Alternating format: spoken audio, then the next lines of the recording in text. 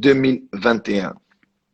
Ce que Dieu nous a révélé sur qu'est-ce que Dieu dit pour 2021. Qu'est-ce que Dieu dit pour 2021? Je répète, qu'est-ce que Dieu dit pour 2021? La première des choses que j'aimerais dire, c'est ceci. L'année 2021 sera une année très, très, très, très dure pour le monde. Je répète, l'année 2021, retenez bien ce que je vous dis, je vous en parle aujourd'hui, 23 décembre 2020. L'année 2021 sera plus difficile que l'année 2020. L'année 2021 sera une année très, très, très, très difficile pour le monde.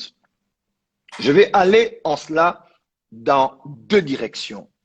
La première des choses que vous devrez savoir, c'est que l'année 2021 sera une année où on dit dans la Bible de Matthieu chapitre 24, lorsque l'iniquité sera accrue, un grand nombre, l'amour d'un plus grand nombre va se refroidir. Lorsque l'iniquité sera accrue. Lorsque l'iniquité sera accrue. Écoutez-moi très bien. Numéro 1, l'année 2021 sera très dure, numéro 1, parce que l'iniquité va grandir, va s'accroître. Écoutez-moi très bien. Il y a une différence entre le péché et l'iniquité.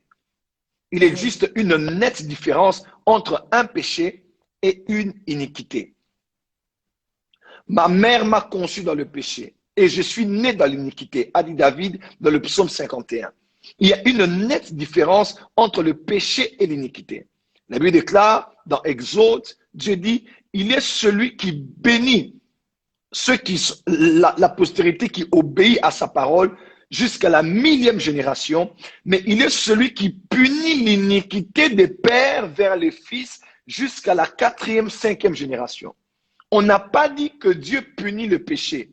On a dit que Dieu punit l'iniquité.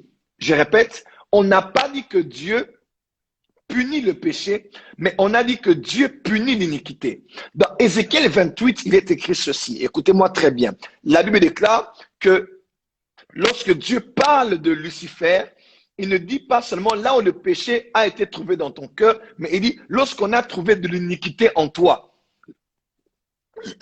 Lorsqu'on a trouvé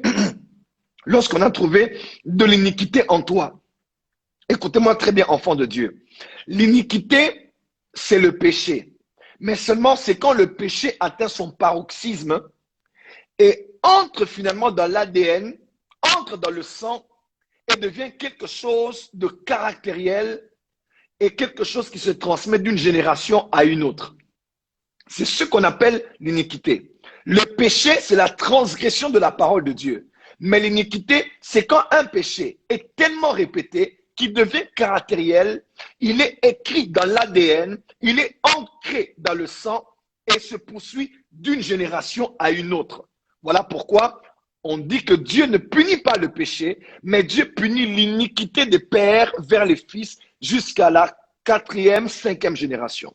Et là, lorsque l'iniquité sera accrue, l'amour d'un grand nombre. Écoutez-moi très bien. En 2021, nous aurons un problème, pasteur Grâce, de faire des délivrances parce que le problème des chrétiens ne seront plus les péchés, mais seront le problème des enfants de Dieu sera le réveil des iniquités. Le réveil des iniquités. Le diable va opérer dans la vie des enfants de Dieu, va opérer dans la vie de la population mondiale pour réveiller les iniquités, pour réveiller les esprits qui agissent dans les iniquités. C'est ainsi que ce sera très compliqué de faire des délivrances, ce sera très compliqué d'aider les gens dans les counseling, ce sera très compliqué de couper des liens, de pousser des gens à abandonner la masturbation, la pornographie, d'abandonner beaucoup de choses, pas parce qu'ils veulent commettre ça, mais parce que ce sont des choses ancrées dans leur sang. Voilà pourquoi en 2021, il faudra vraiment que ceux qui opèrent de la délivrance opèrent en profondeur. Parce que, par exemple, vous qui êtes en Europe, qui me suivez, ou même qui êtes ici en Afrique, le diable va tout faire pour que les iniquités se réveillent. Les choses qu'il y a dans votre sang se réveillent. Et à cause de ça, beaucoup vont écouter leur vie. Beaucoup vont réduire leur amour envers Dieu. Ils aiment vraiment Dieu. Mais il y a tellement quelque chose de récurrent qui revient et revient. C'est pas toi. Regarde bien, ton père commettait ce péché. Ta mère commettait ce péché. Tes ancêtres commettaient ces péchés. C'est tellement devenir cristallisé en vous que vous n'arrivez plus à vous en sortir.